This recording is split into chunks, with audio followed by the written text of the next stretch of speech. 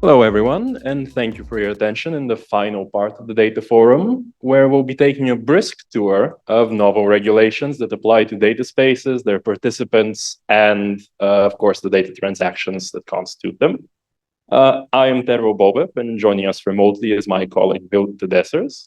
We, just on a brief note, we represent CITIP, which is the Center for IT and IP Law at KU Leuven. We have nearly 100 researchers engaged in various fields of intellectual property and general emerging technology law. In particular, we are going to look at whether the Data Act and the Data Governance Act, how they interact with data spaces, whether they are hurdles, whether they represent opportunities, a bit of both, and how to navigate those. But the question is, hurdles to what? Opportunities for what? And in this regard, we can turn to the EU's policy objectives first. In particular, the Digital Compass, which identifies what the EU seeks to achieve in the coming decade up to 2030. Namely, it wants to increase uptake in tech usage of data, cloud, edge services, big data, and an intensification of what we currently have right now. Around 34% of bold businesses use cloud computing services. And by the end of the decade, they want this number to be 75. Big data, currently 14% uptake. This should be 75. Artificial intelligence from 8% to 75%. And the intensity of SMEs that rely on digital resources, big data, is also desired to almost double. So when we're looking at the question of hurdles for whom, the best way to contextualize that question is hurdles for startups, companies wishing to use AI, big data, cloud computing services, and hurdles and opportunities for the entities that offer such services. So the first thing we're going to stop at is the Data Governance Act. We'll touch upon some of its provisions briefly. The Data Governance Act is already in force, and it will be applicable in September of this year. And its main objectives are to address the lack of trust in data intermediaries, to remove technical and legal barriers that stand in the way of public sector data reuse, to address the lack of mechanisms for voluntary data sharing in the public interest, and to address any technical problems that stand in the way of data sharing. For example, the lack of interoperability. It seeks to achieve all of this through three main pillars. We'll focus on one of them, but bit by bit. The first is a legal regime for the reuse of public sector data that is protected by third-party rights, such as, for example, copyright or trade secrets. The second one, and the one most relevant during the work of EU Hubs for Data, has been the mandatory licensing regime for data intermediaries. We'll pay more attention to that a bit later. And the final one is a voluntary registration regime for data altruism services. Now, this is the DGA obligations regime for intermediaries. The first is a notification requirement. Anyone who wishes to provide intermediation services has to notify the responsible national authority of a long list of parameters related to their service. But more crucially, there are obligations for strict neutrality towards data intermediaries. This includes a minimum amount of intervention in data modification. Data intermediaries should only really modify the data at most to ensure interoperability or compliance with other legal obligations they may have towards EU law. That also means that data that is being handled by intermediaries cannot be used for other purposes beyond getting that data to the end point, to the recipient, to the eventual person who should, legal or natural, who should have access to it. It also means organizational measures to ensure neutrality. In particular, data intermediaries need to be completely separate from any other entity. The entity offering data intermediation services should offer no other services that are not a part of data intermediation. So it is necessary to spin off these activities into a separate entity. Moreover, there is a fair, reasonable, and non-discriminatory provisions related to providing the service, including specifically in regards to the price and the terms. In the DGA, it's stated as fair, reasonable, and transparent terms. In this regard, it is forbidden to bundle the data intermediation service with any other service external to the data intermediation service. And then there are various requirements related to the organizational safeguards and the technical measures that ensure things such as the validity of consent, permissions, confidentiality, security, interoperability, and so forth. Now, the question is, how does all of this apply to EU Hubs for Data, the Federation, the participating DIHs, and so forth? Well, there are no definitive answers. And once again, this is not legal advice per se. This is a look forward from what we currently know. And what seems likely to us is that by virtue of its activity of managing and offering a catalog of data sets, of DIHs, and allowing all of these actors to talk with each other, it is plausible and even somewhat likely that the Federation may qualify as a data intermediary and have to contend with the requirements on intermediaries. Moreover, individual DIHs, by allowing users to access data sets held by other DIHs even, may also, and implementing IDS connectors may also eventually fulfill criteria for data intermediaryship and also have to contend with the aforementioned requirements, which once again are not light. One thing that we can say for sure, however, without any possibilities attached to it, is that there will be costs to comply with the DGA. It is not going to be easy or cheap. And it is an open question how economically viable it will be for intermediaries to conduct their business. Nobody yet knows what the market will look like, what margins there will be, and as to my awareness, studies are still pending on that. So then the question is it all bad with the DGA in terms of business outlook? Well, not necessarily. While the requirements are onerous, it also has an unexpected opportunity in that the requirements for neutrality serve to distance intermediaries from typical for-profit private actors into more of a general interest entity almost. Strict requirements regarding the continuity of service and so forth almost remind us of new concepts like data utilities, which have been presented earlier in the symposium by colleagues from the Flemish data utility even. And one question that should be answered, but is interesting, is whether this positioning as a neutral actor can be leveraged by intermediaries to, for example, secure easier access to public sector data for entities that are engaged largely with SMEs, as the experiments in EU Hubs for Data have been so far. Perhaps it will be easier for neutral intermediaries to secure cheaper or more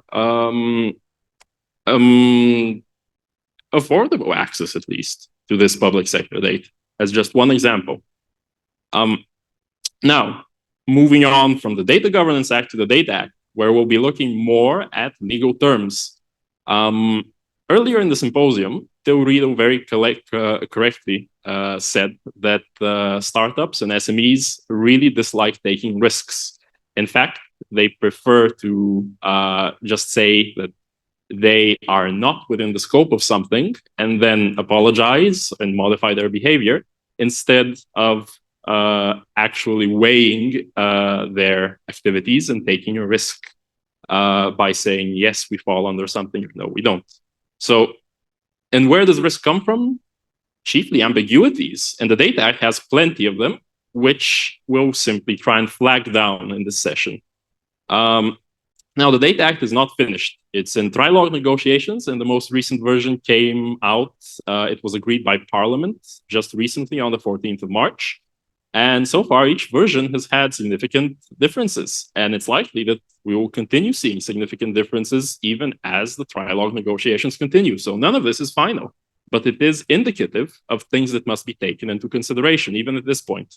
So very briefly put, the Data Act is its scope is limited to connected products and related services. We'll take a look at what these terms mean in a bit.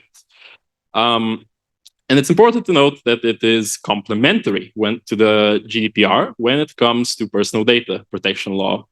And whenever if there is a conflict between the two, the GDPR is stated to prevail.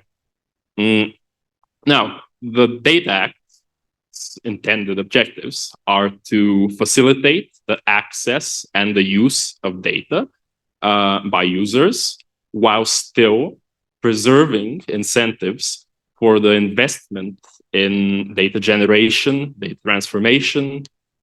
It also seeks to allow for emergency data requests by public sector bodies, so business to government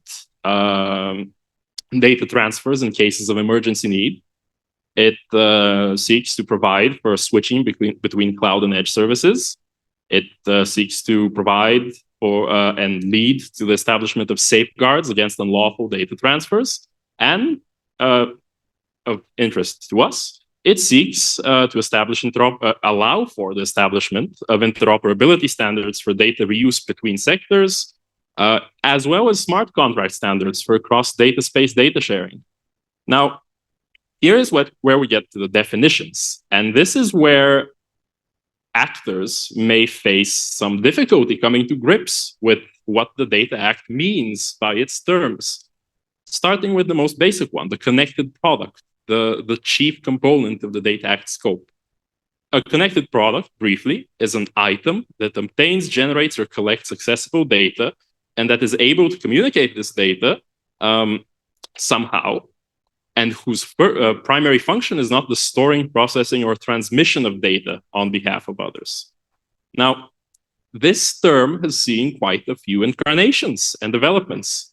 At first, in the first draft of the Data Act, it had a lot of conditions attached to the item criterion. At first, it had to be movable, it had to be tangible and physical. Now it's just an item. First, it went away the movable criterion. Then in the most recent draft, they've eliminated the explicit requirements that connected products have to even be tangible and physical. So this leads us, for example, to a question. Are intangible items connected products? What is an intangible item? Yesterday, some colleagues from the Research Institute of Sweden were presenting on the Data Act as well, and they received a question that exemplifies this uncertainty. Somebody asked them, could Spotify be a connected product? And we need guidance to figure out the exact limitations of the term. To my mind, the term item has a semantic connotation of some physicality attached to it, but this is no longer explicit in the definition. So there is some ambiguity in here, and this could be troublesome. On the other hand, in previous incarnations of the Data Act, connected products were also specifically limited in the form they could take. The recitals left out explicitly some, like smartphones, like webcams, and they just said those don't fall under the scope of connected product. Now, in the newest version, these omissions by form have been eliminated. Connected products as a concept are now technology and form agnostic in this sense, which is good because no longer is there a need to memorize an arbitrary list of what devices are a product and what aren't. Then, related services, a bit more briefly for them, are digital services which are interconnected with a product in a way that the absence of the service would prevent one or more of the product's functions, and which service also involves the accessing of data from the product. As a brief note here, one of the questions with related services is, do functions that are enabled by related services have to be essential? Do they have to be core functions of the product? Is any function of the product enabled by a service enough to qualify the service as a related service? Are reasonable user expectations of what a product's functions should be relevant when deciding what is a related service and what isn't? So far, we still need guidance on that point. And then we have some more definitions, which we won't dwell too much on, but they are central. Data holders are the legal or natural persons who have accessed data, or who have generated data, and who have the right to use it and the obligation to make it available under certain conditions. Data users under the Data Act are the natural or legal persons who have lawful access to data and who have the right to use that data for a given purpose. Data recipients are the legal or natural persons other than the user to whom a data holder makes the data available. And here is a very interesting development. In the latest version of the text, we finally have a black and white legal definition of a data space. Article 220A defines common European data spaces as purpose or sector specific or cross-sectorial interoperable frameworks of common standards and practices. What is interesting to note here is that, first, this is focused on practices, not on physical infrastructure, like some other formulations have been so far. So a data space is a rather intangible concept, according to this definition at first glance. It is also delineated in terms of purposes or the sectorial dimensions. So data space has some structure, some boundaries, some forms. And also, a data space is not exhaustively, but importantly, to some extent, typified by its intended purpose with innovation, scientific research, and civil society initiatives, i.e., civil initiatives in the general interest, not profit, being one of the most telltale marks of a data space's purpose. So there could be others. This is not exhaustive, but these are the classic ones. But still, this definition does not answer all questions. Guidance is still needed. It is broad. It is intangible.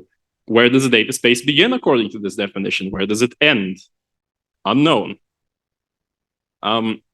Now we go from definitions to some more practical obligations under the Data Act. In particular, a novel and central one is data accessibility by design, preferably direct accessibility.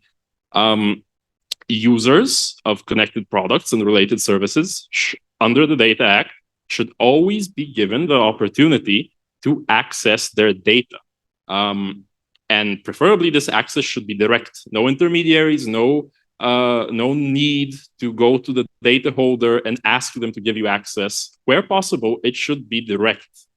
But there is an exception. And this exception is data from connected products that is the result of complex and proprietary algorithmic activity. So what this means in the law is clarified in the recitals. And this term specifically refers to data that has been processed, that usually comes from multiple sensors rather than one sensor, and that is very much worked over by non-trivial algorithms that has been transformed to give it added value, added structure, added meaning. And one thing to note about the multiple sensors criterion, it seems to refer to multiple sensors that measure different qualities, not just grouped sensors. For example, lining up a range of thermometers in a room would not, and then processing that data together, would likely not give rise to a complex fusion of sensors. Rather, different types of sensors all feeding together into a single data set and leading to a new synthesized type of data. And this is accepted. It is left out of the obligation to allow users to access this novel complex data. Of course, the limits of what exactly is novel data and what isn't, the precise hard boundaries are not established. It is unknown if they will be, and in fact, the Data Act's recitals urge that sectorial legislation has to come into play for each sector to define what should be accessible and what should be left out. So this is just a broad guideline at this stage. Then we have obligations that users should always be notified regarding data collection parameters, such as what data is being collected, when, so on and so forth, familiar things from the GDPR, actually. And interestingly, we have purpose restrictions for both data users, data holders, data recipients.